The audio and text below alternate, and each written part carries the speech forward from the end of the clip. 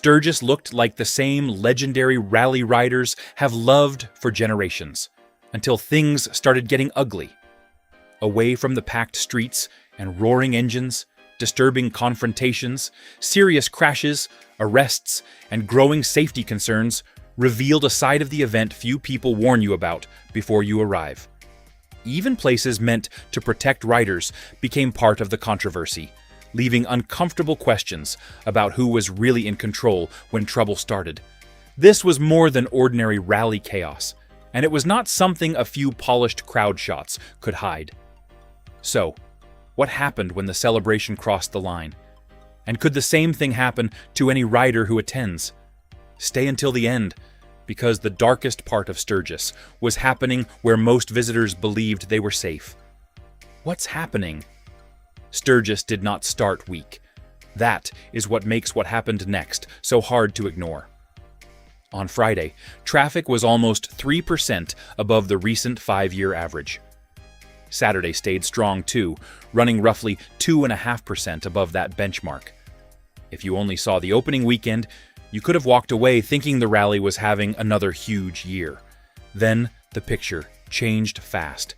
By Wednesday, traffic was more than 23% below the 5-year average.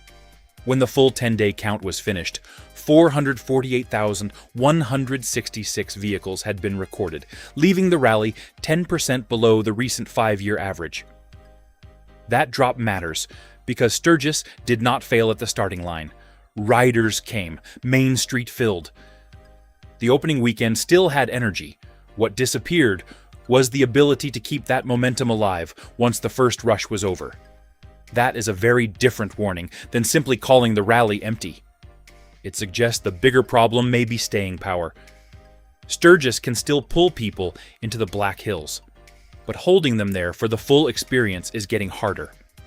A strong opening can hide a weak finish, and that leaves one question hanging over everything. Was this sudden slowdown really a surprise? Or was Sturgis already expecting the crowd to cool off after that opening weekend? The anniversary hangover. Part of that slowdown was not a surprise.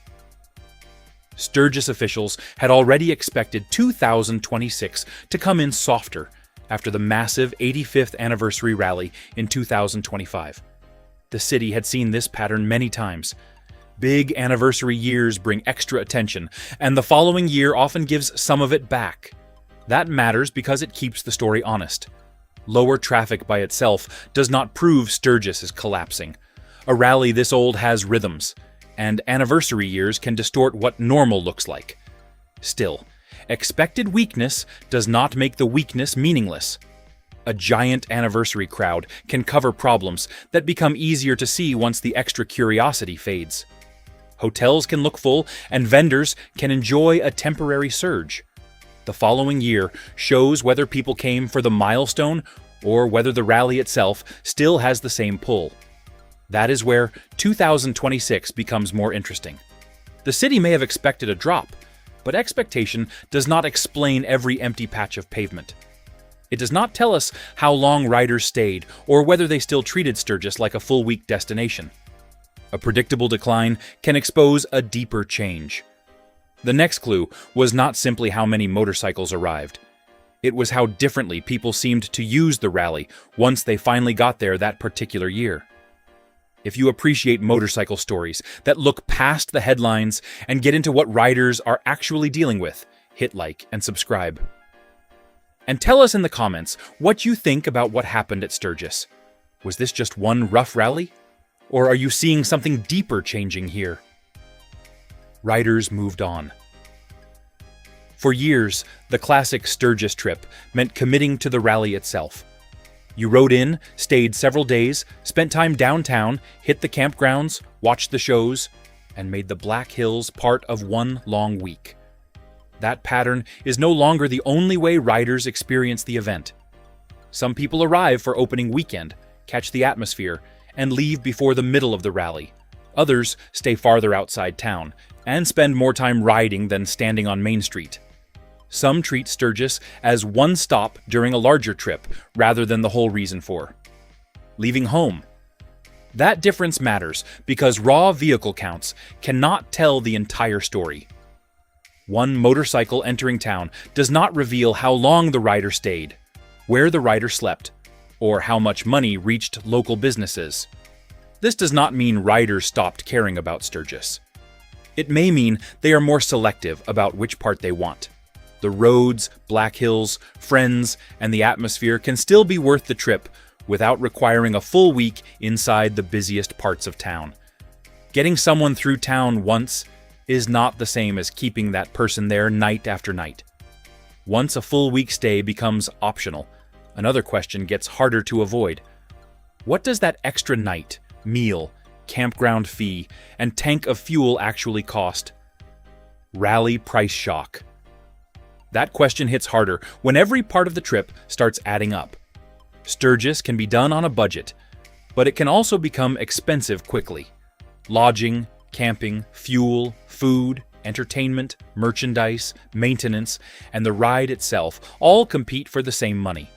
Some campground packages around Rally Week can run into the hundreds or well over $1,000, depending on the stay, location, and amenities. Premium spots can add separate wristbands or event charges. Those prices vary, but they show how quickly the total can climb. Then there is the motorcycle. A long trip means tires matter, oil matters, brakes matter, and an unexpected repair can erase whatever money was saved by camping cheaper. Experienced riders know the cheapest part of a road trip is often the plan made before leaving home. That changes the value calculation. Loving Sturgis does not mean every extra night still makes sense. A rider can enjoy opening weekend, ride the Black Hills, see friends, and decide the rest of the week is money better kept for the road home. The real pressure is not whether people still want Sturgis. It is whether the experience still feels worth the complete cost anymore today. Price was only one warning. By the time the rally was winding down, a much uglier concern was already spreading beyond the campground gates. Buffalo chip chaos. The ugliest story at Sturgis did not come from an empty street. It came from buffalo chip.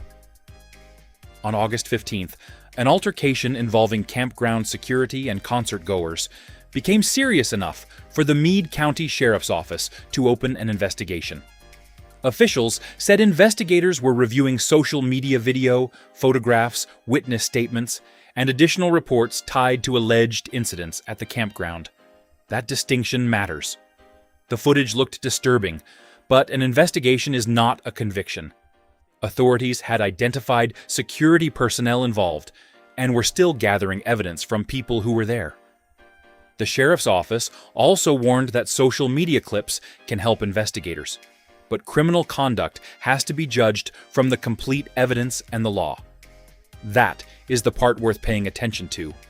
Riders can argue about rules, wristbands, restricted areas, or whether somebody should have been removed. Physical force is a different question, especially when the people using it are private security rather than sworn officers. For anyone spending good money to stay at a major rally campground, that line really matters, especially late at night when tempers rise and judgment starts slipping. You should know who can tell you to leave, who can detain you, and where private authority stops. The video raised a harder question than any online argument could settle. When private security puts hands on someone, who actually decides whether that force was justified? Authority questioned. Private security and law enforcement are not the same thing, even when both are wearing uniforms and controlling access.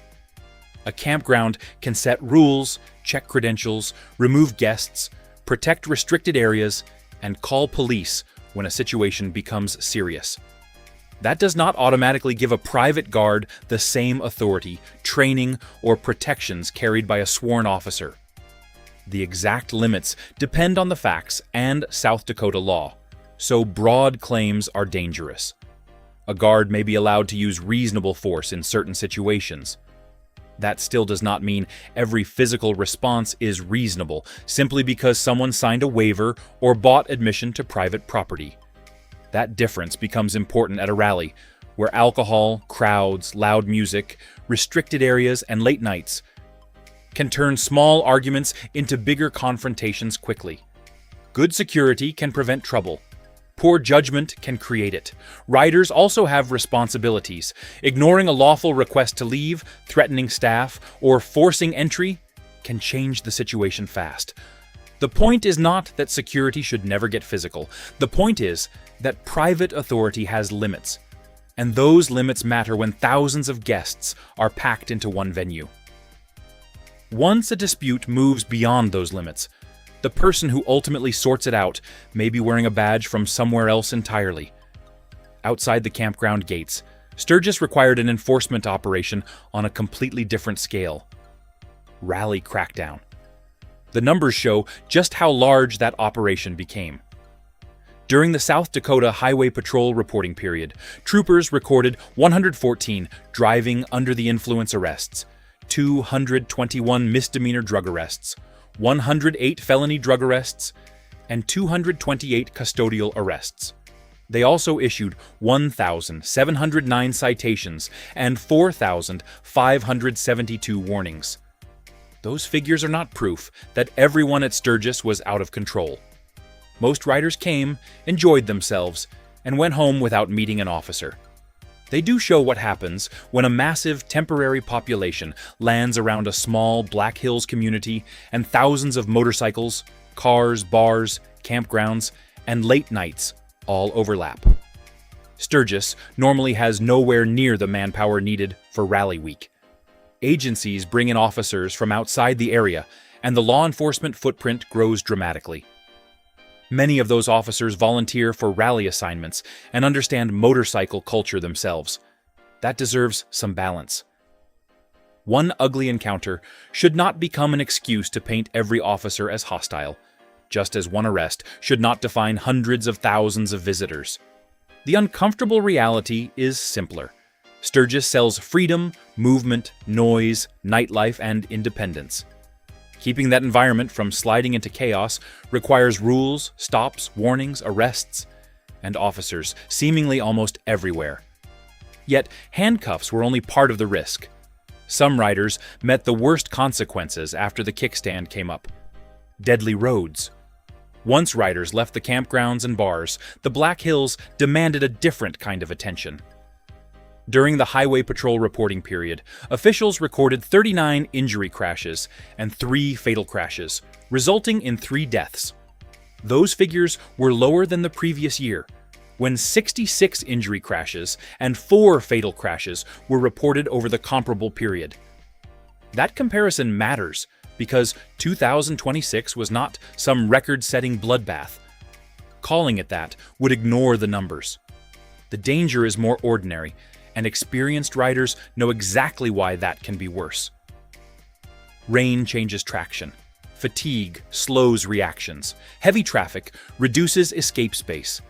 Unfamiliar curves arrive faster than expected. Tire pressure that seemed acceptable back home can become a problem after hundreds of loaded highway miles. Brakes, visibility, heat, and simple concentration all matter when a vacation is being ridden rather than driven. One reported crash involved a 69-year-old rider on a Harley-Davidson trike who lost control in rain and struck a cable barrier. He survived with serious injuries.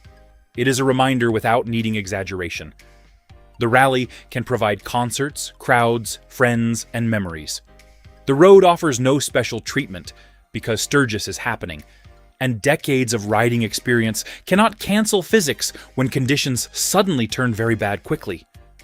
When the engines finally quieted and everyone started heading home, the physical danger faded.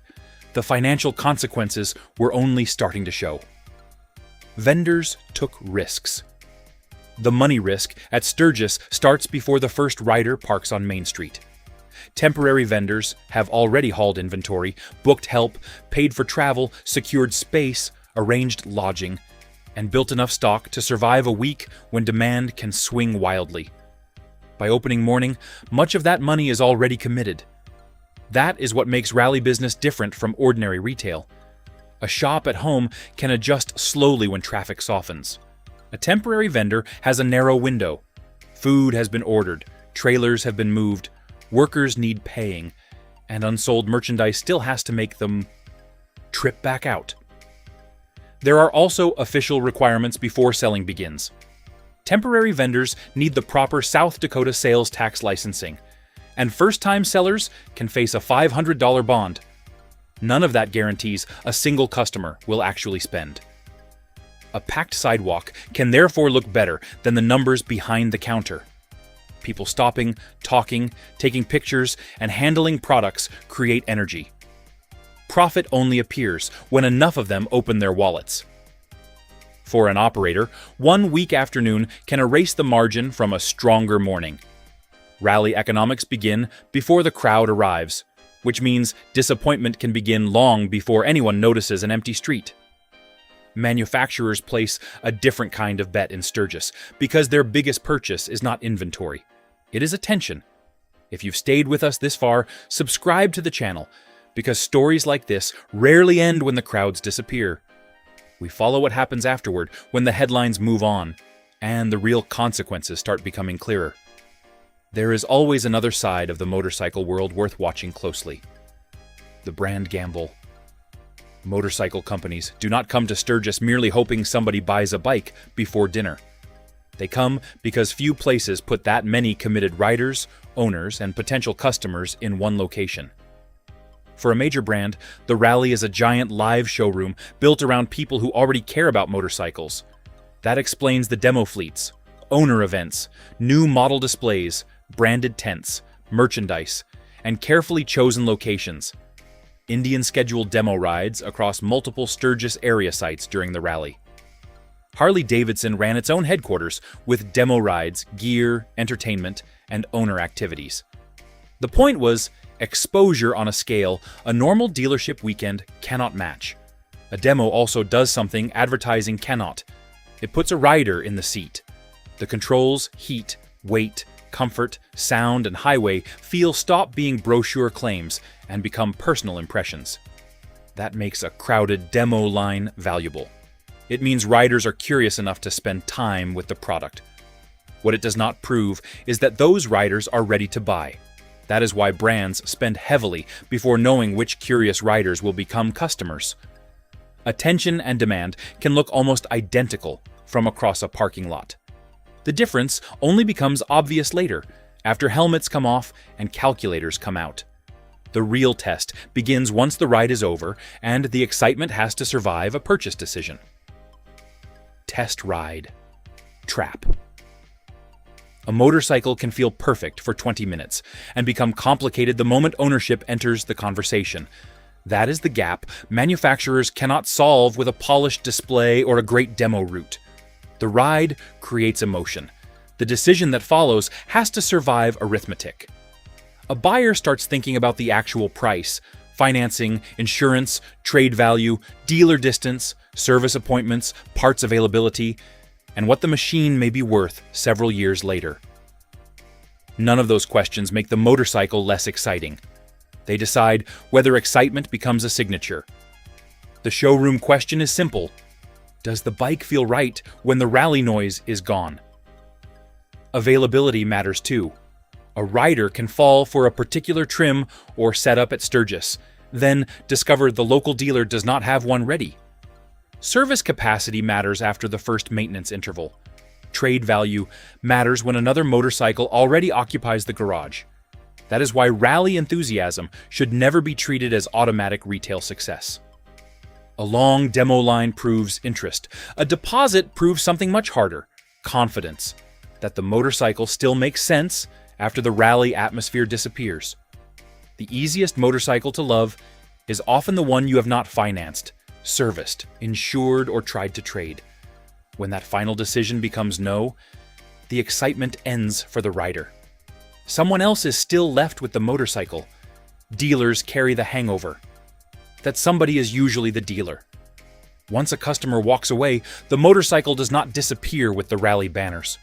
It remains inventory, taking up floor space and tying up money, while the dealership still has payroll, utilities, service operations, advertising, and other motorcycles competing for attention. Inventory becomes especially uncomfortable when it moves slowly. Dealers may have financing costs attached to units sitting on the floor, and time can turn yesterday's desirable stock into tomorrow's discount problem. A motorcycle that looked hot during rally week can feel very different after weeks without a buyer. This is where Sturgis excitement meets ordinary dealership reality. Manufacturers can generate interest, demo rides, photographs, conversations, and leads. Dealers are the ones who eventually have to convert that attention into signed paperwork and sustainable service relationships. If enough customers hesitate, the pressure can show up later through incentives, markdowns, harder trade negotiations, or a stronger push to clear aging stock. That does not mean every dealership leaves Sturgis hurting. It means spectacle alone cannot pay overhead. That financial hangover can last longer than rally week. A successful-looking rally can therefore produce a difficult month afterward. Traffic, attention, sales, and profit are 4 different measurements, even when they happen around the same motorcycles. Once the tents disappear, the remaining problem no longer stays in Sturgis. It follows the industry back home. Trouble goes viral. 20 years ago, an ugly moment at Sturgis could stay local. A confrontation at a campground might become a story told over breakfast, repeated at a gas stop, then disappear once everybody rode home. That world is gone. One phone camera can turn a private incident into a national motorcycle story before the concert ends. That changes the stakes for everyone connected to the rally. Venues, organizers, security crews, businesses, and manufacturers no longer control how an incident is first seen. Riders upload clips immediately. Independent motorcycle channels react within hours. Forums and rider groups pull apart every angle. The important change is not simply that people record more. It is that reputation now moves faster than official explanations. By the time a business issues a statement, thousands of viewers may have already formed an opinion. That creates more accountability, but it also creates pressure to get facts right. A short clip can reveal something important, yet it can also leave out what happened before the camera started. Sturgis cannot treat reputation as something repaired after rally week anymore. What happens at night can influence somebody hundreds of miles away before they decide whether to make the trip. That matters because the rally is competing for more than attention. It is competing for whether the trip feels worth choosing at all. Sturgis lost priority. Sturgis does not only compete with Daytona, another rally, or another motorcycle event. The tougher competition can be every other way a rider could spend the same week. That includes a quiet Black Hills trip, a long cross-country ride, a few days with friends, or simply staying home and putting the money elsewhere. That choice has become easier to make because the roads themselves are not locked behind rally dates. Needles Highway, Spearfish Canyon, and the rest of the region still exist when Main Street is quieter. A rider who loves the Black Hills can experience those roads without committing to the full Sturgis atmosphere. Opportunity cost matters here. 1 week of travel can also mean tires, maintenance, another trip later in the year, or money kept available for the motorcycle already sitting in the garage. Time matters just as much. Many riders have only so many days they want to spend away from home. That does not mean Sturgis has lost its appeal. It means the rally has to win a decision it once may have taken more for granted. Its toughest competitor may be every good ride that does not require Sturgis at all. History gives the rally an advantage no newer event can copy. Whether that advantage is enough for the next generation of visitors is a different question. Tradition under pressure? Sturgis has something most motorcycle events could never manufacture with advertising. It has history. More than 8 decades of riders, machines, campgrounds, races, Main Street nights, friendships, mistakes, and stories have turned the rally into part of American motorcycle culture. That deserves respect. Treating Sturgis like an ordinary festival misses why people keep returning. Some riders first came decades ago, others grew up hearing stories about it before they ever owned a motorcycle. The name carries weight because generations of riders gave it that weight. Heritage cannot make every future decision for them. The experience still has to earn the trip. Riders notice value. They notice how venues treat people, They notice whether getting around feels manageable, and whether the rally still delivers something worth the effort. The challenge is not replacing old Sturgis with something sanitized and unrecognizable. That would destroy the very thing worth protecting. The challenge is preserving the freedom, noise, history, and personality while recognizing expectations around accountability and experience have changed. A tradition survives because people keep choosing it, not because a calendar says they should. Heritage gives Sturgis something a new event cannot manufacture. It does not give the rally permission to stop earning the next visit. Those opening weekend crowds proved the name still carries power. The quieter streets later revealed what heritage alone cannot guarantee. The real warning. At the beginning, the story looked simple. Sturgis opened strong, then the streets thinned. It was easy to call that an attendance problem. By the end, those empty spaces were saying something more complicated. Sturgis can still attract enormous attention. Hundreds of thousands of vehicles moved through the rally period. Riders crossed states to be there. Manufacturers showed up. Businesses took the gamble. The rally remains one of the biggest names in American motorcycling. The warning is that getting people there is only the first job. Keeping them there is another. Giving them value to spend is another. Making them trust the places they visit is another. Giving them a reason to return is another. Those challenges can move differently, even while Main Street looks packed. That is the real dark side of 2026. It was not one confrontation, one arrest total, one expensive stay, or one quiet Sunday. It was seeing several pressures surface beneath an event powerful enough to hide them when the streets were full. Sturgis is not dead, and pretending otherwise would ignore what draws riders nationwide. The question is whether the rally can keep converting history into desire, instead of assuming history will do the work. Traditions do not survive because they are famous. They survive because people decide they are worth carrying forward. Sturgis will always mean freedom, history, and unforgettable miles through the Black Hills. But loving the rally does not mean ignoring what happens when that freedom turns ugly. Riders deserve honest answers about safety, security, costs, and whether the experience still earns their trust. What do you think? Was this simply one rough year, or is Sturgis changing for the worse? Share your view in the comments, like the video, and subscribe for more honest motorcycle stories without the usual hype.